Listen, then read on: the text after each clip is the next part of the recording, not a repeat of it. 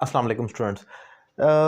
बाज़ दफ़ा आपको टेंसेस भी आते हैं, स्ट्रक्चर्स भी आते हैं, मॉडल वर्ब्स भी आते हैं, लेकिन उसके बावजूद आप जब फ़िक्रे लिखते हैं एग्ज़ाम्स में तो आपके नंबर कम आते हैं और आपको समझ नहीं आती कि क्या बड़ी वजह हो सकती है। उसमें एक बड़ी वजह ये होती है कि सीक्वेंस ऑफ सेंटेंसेस या टेंसेस कहा जाता है, वो स्टूडेंट्स को नहीं मालूम होता। अब वो क्या है ज़रा वो समझ लें। वो ये है कि जब आपका पहला फ़िक्रा पास्ट हो तो जब तक आपकी बात पूरी ना हो आपको पास्ट के अंदर ही रुकना पड़ता है, आप टेंस चेंज नहीं कर सकते। लेकिन हम बीइंग स्टूडेंट क्या करते हैं, वो जो टेंस जैसा नज़र आ रहा था उसको लिटरल ट्रांसलेट करने की कोशिश करते हैं, यानी कि वर्ड बाय वर्ड, और वो गलत हो जाता है। फॉर एग्जांपल, मैंने देखा बच्चा क्रिकेट खेल रहा है, आमतौर पर उर्दू ऐसे बोली जाएगी। अब जब आप इसको लिखेंगे तो आप लिखेंगे आई सा, ये तो हो गया मैंने देखा। अब बच्चा क्रिकेट खेल रहा है, क्योंकि ये फिक्रा आपका प्रेजेंट में है लेकिन मेन टेंस आपका पास्ट है। तो जब आपका मेन टेंस पास्ट हो तो अगला फिक्रा जब तक अपनी बात पूरी ना करे उसको पास्ट में रुकना पड़ता है।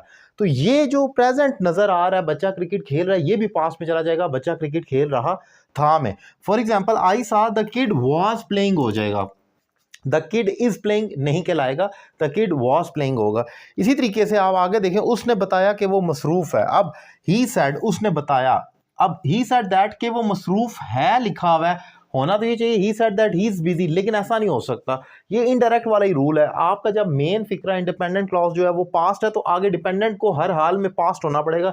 He said that he was busy, आप इसको प्रेजेंट में नहीं रख सकते, बल्कि आप कहेंगे कि उसने कहा कि वो मसरूफ था। अब इस पॉइंट को समझ लें कि बाज़ दफ़ा ऐसे कुछ वर्ब्स होते हैं, कुछ एक्शंस होते हैं जो अधूरे रहते हैं।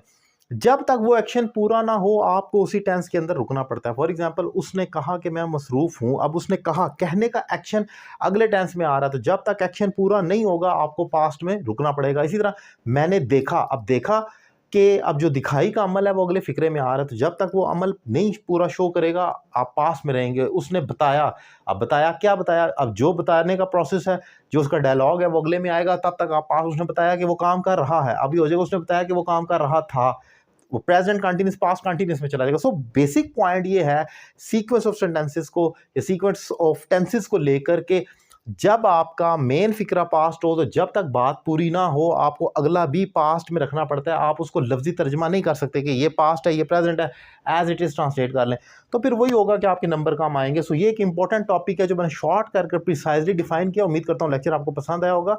अपनी राय का इजहार करने के लिए कमेंट बॉक्स में अपनी सजेशन दें, और अगर आप कोई भी सवाल पूछना चाह रहे हैं तो मेरे व्हाट्सएप नंबर पर क्वेश्चन भी कर सकते हैं। Thank you very much.